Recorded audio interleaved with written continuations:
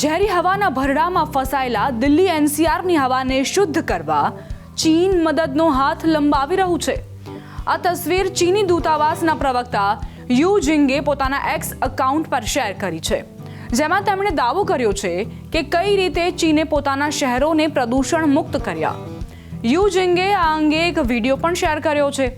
હવે તમને એમ થશે કે આ બેને આવો વિડીયો કેમ શેર કર્યો અને કહેવા શું માંગે છે, તો તેનો જવાબ છે કે વાસ્તવમાં ચીની દૂતાવાસના પ્રવક્તા યુ જિંગે પોતાના દેશની પોલ્યુશન કંટ્રોલ પોલિસીની ટૂંકમાં જાણકારી આપી, જેથી ભારત પણ ચીન સાથે મળી દિલ્હી એનસીઆરનું પ્રદૂષણ દૂર કરી શકે.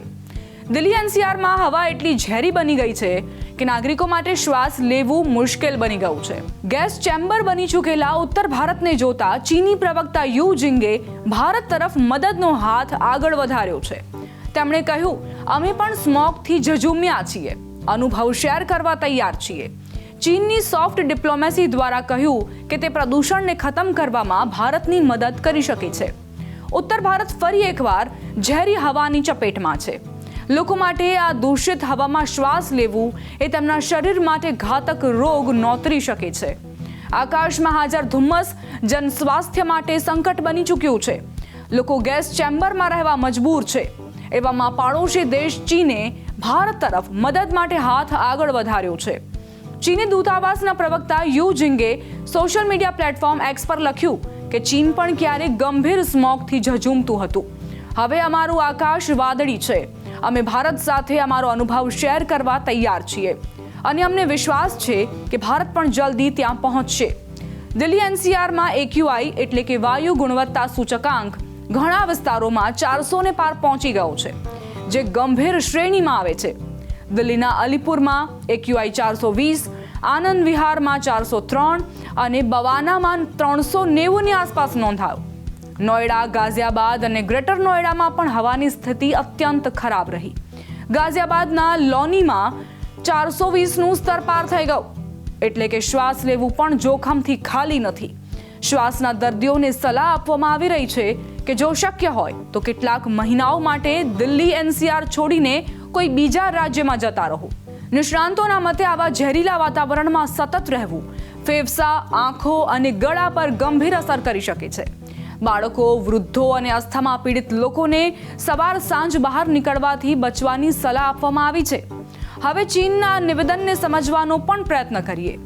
ચીનનું આ નિવેદન એવા સમયે આવ્યું છે જ્યારે બંને દેશોના સંબંધો તણાવપૂર્ણ છે. તેમ છતાં પર્યાવરણ નીતિના મોરચે આને સોફ્ટ ડિપ્લોમેસીનું ઉદાહરણ માનવામાં આવી રહ્યું છે. બેઇજિંગે છેલ્લા એક દાયકામાં ઉદ્યોગોને શહેરોની બહાર ખસેડવા, વાહનોના ઉત્સર્જન પર સખ્તાઈ અને સ્વચ્છ ઉર્જાના ઉપયોગથી પોતાના સ્મોગને મોટા પ્રમાણમાં કાબૂમાં કર્યો છે. ચીની દૂતાવાસના પ્રવક્તા યુ જિંગે સોશિયલ મીડિયા પ્લેટફોર્મ એક્સ પર વધુ એક પોસ્ટ કરી ચીનની પર્યાવરણ નીતિના વખાણ કર્યા. તેમણે લખ્યું કે ચીની શહેરોમાં હવાની ગુણવત્તા વૈશ્વિક સ્તરે સૌથી ઝડપથી સુધરી છે. તેનો શ્રેય એક દાયકાની ક્લીન એર પોલિસીને જાય છે.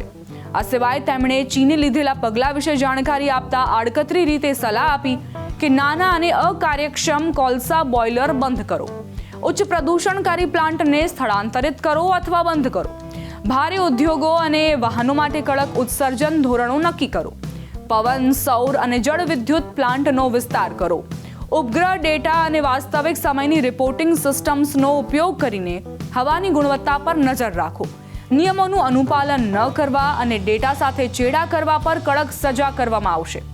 આમ પહેલા ચીની દૂતાવાસે ભારતની મદદ માટે હાથ લંબાવ્યો અને બાદમાં ચીને કઈ રીતે શહેરોને પ્રદૂષણ મુક્ત કર્યા તેની ઝલક શેર કરી.